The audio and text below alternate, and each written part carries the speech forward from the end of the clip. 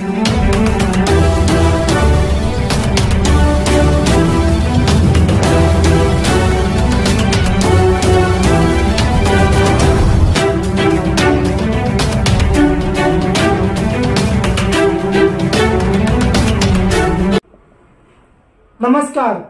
PCR news में मैं रोहित चौहान आपका हार्दिक स्वागत करता हूँ। कल्याण पूर्व उम्मीदवार सुलभाताई गायकवाड़ इनके महासभा में उप मुख्यमंत्री देवेंद्र फडणवीस का जोरदार भाषण, लोगों का तूफान गर्दी। आइए देखते हैं। सुलभाताई आई है, सुलभाताई आई है। साहेब अजून एक खूप महत्वाची व्यक्ती आहे, खरं तर मला त्यांना इथे बोलवावंच वाटतं। सायलीताई, जुईलीताई आणि प्रणव दादा प्लीज स्टेजवर। दोघांपैकी एकालाच आम्ही शिकवू शकतो, तुझ्या भावाला आम्ही शिकवू, तुझं तर लग्नच करायचं आहे, तू घरी बैस। अतिशय हुशार असलेल्या आमच्या मुलीला आई बाप पैशाअभावी शिकवू शकत नव्हते। आता आम्ही त्या आई बापांना सांगितलंय, तुमच्या मुलीला शिकवण्याकरता तुमच्याकडे पैसे नसतील, काळजी करू नका, मुलीचे मामा मुंबईच्या मंत्रालयामध्ये बसलेले आहेत, मुलीचं शिक्षण ते करतील। 2 लाख 4 लाख 5 लाख किती फी असली तरी आपलं महायुतीचं सरकार ही फी भरते आहे आणि मुलींना शिकवण्याचं काम आपल्या सरकारच्या माध्यमातून होताना आपण पाहतोय। एवढंच नाही, आम्ही योजना आणली, आमच्या महिलांना एसटी मध्ये 50% तिकिटात प्रवास करण्याची योजना आणली। मी तुम्हाला गंमत सांगतो, योजना आणली, एसटी महामंडळाचे लोक धावत आले मुख्यमंत्र्यांकडे, माझ्याकडे, म्हणाले साहेब ही योजना बंद करा। म्हटलं का बंद करायची? म्हणाले ही योजना जर तुम्ही सुरू ठेवली, आधीच तोट्यात असलेली आमची एसटी बंद पडेल। आम्ही सांगितलं योजना चालेल, तुम्हाला लागलं तर आम्ही पैसे देऊ। 1 महिन्यापूर्वी पुन्हा तेच लोक आमच्याकडे आले, म्हणाले साहेब काही झालं तरी योजना बंद करू नका। अरे म्हटलं अजब लोक आहे, कधी म्हणता योजना सुरू करू नका, कधी म्हणता योजना बंद करू नका। ते म्हणाले साहेब ही योजना सुरू झाल्यापासनं इतक्या महिलांनी एसटीत प्रवास सुरू केला की तोट्यात असलेली आमची एसटी फायद्यामध्ये आली, त्यामुळे आता तुम्ही ही योजना बंद करू नका।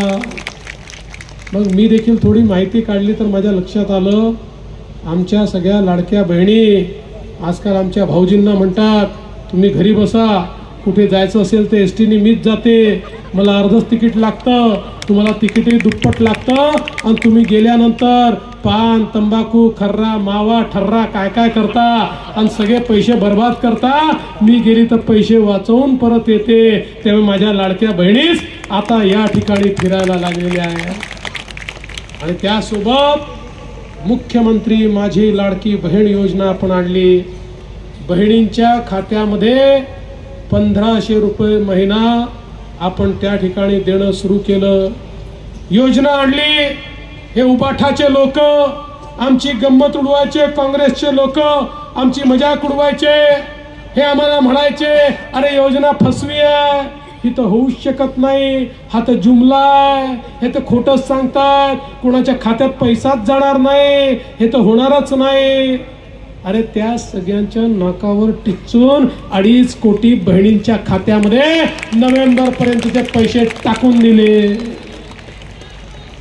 पण बहिणींनो लक्षात ठेवा, जसे आम्ही तुमचे सख्खे भाऊ आहोत, मार्केटमध्ये काही तुमचे सावत्र भाऊ देखील फिरताय।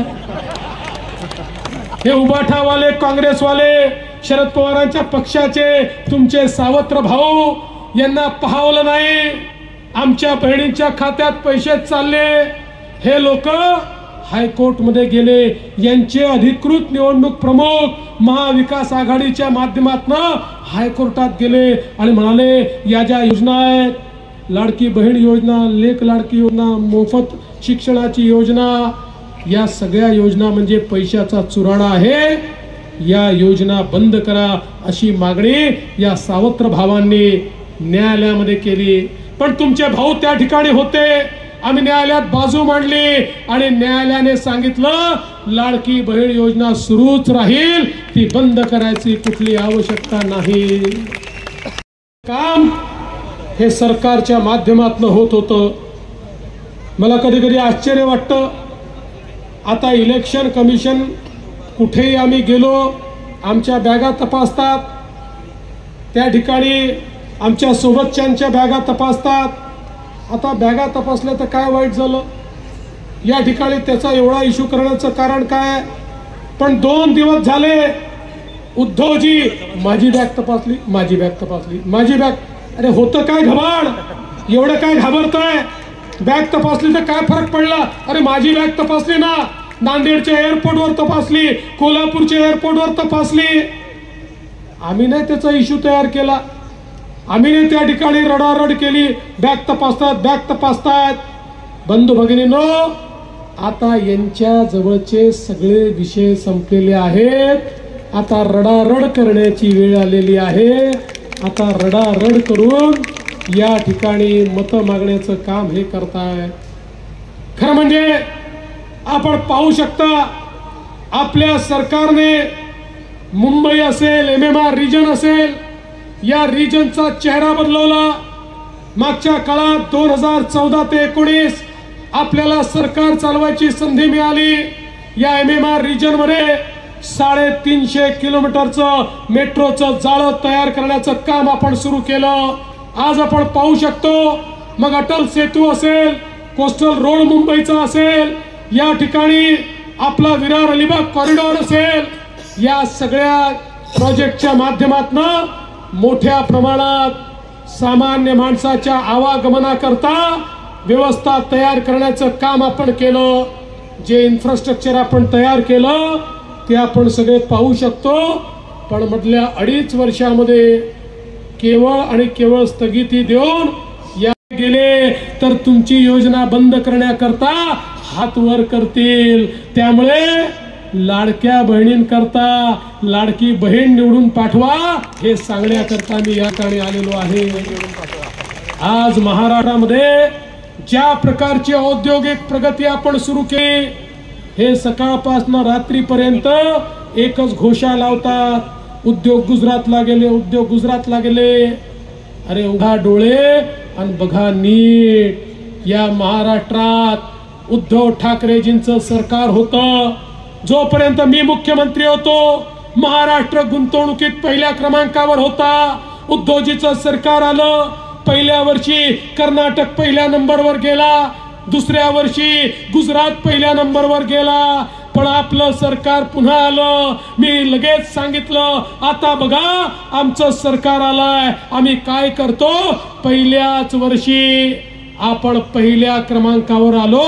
गुजरात कर्नाटक सगळ्यांना आणि कळवा येथे सन्माननीय मुख्यमंत्री एकनाथजी शिंदे साहेब.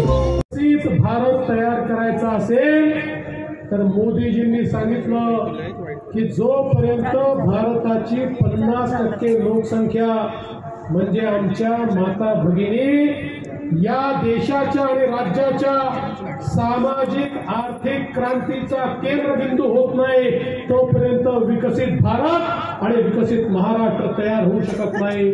मोदीजींनी बेटी बचाओ बेटी पढाओ पासून लखपती दीदी पर्यंतचे कार्यक्रम आखले. लखपती दीदी म्हणजे मोदीजींच्या योजनेतनं जी भगिनी वर्षाला 1 लाख रुपयांपेक्षा जास्त पैसा कमवते ती लखपती दीदी. महाराष्ट्रामध्ये 11 लाख लखपती दीदी आपण तयार केल्या. पुढच्या काळामध्ये 25 लाख करणार आहोत, 2028 पर्यंत 50 लाख करणार आहोत आणि आपल्या महाराष्ट्रात 1 कोटी